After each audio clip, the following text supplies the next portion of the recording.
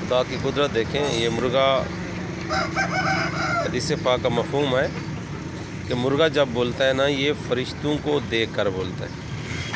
مرغا جب بولتا ہے یہ فرشتوں کو دیکھ کر بولتا ہے۔ ماشاءاللہ، یہ اس کو فرشتے نظر آ رہے ہیں حدیث پاک کے روح کے مطابق، تو یہ بول رہا ہے۔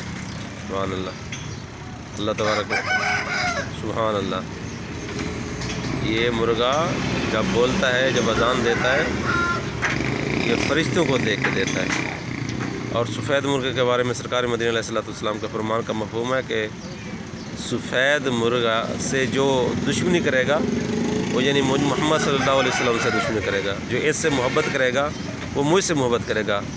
یہ حدیث پاک کا مفہوم ہے، سرکار نے فرمایا۔ سرکار علیہ السلام نے فرمایا کہ سفید مرغا اپنے گھر میں رکھو، سفید مرغا اپنے گھر میں رکھو، سبحان اللہ، اس سے جادو ٹونا نہیں ہوتا، یعنی جنات نہیں ہوتے، جادو ٹونا بندے پہ اثر نہیں کرتا۔ سرکار علیہ السلام کے فرمان کا مفہوم ہے۔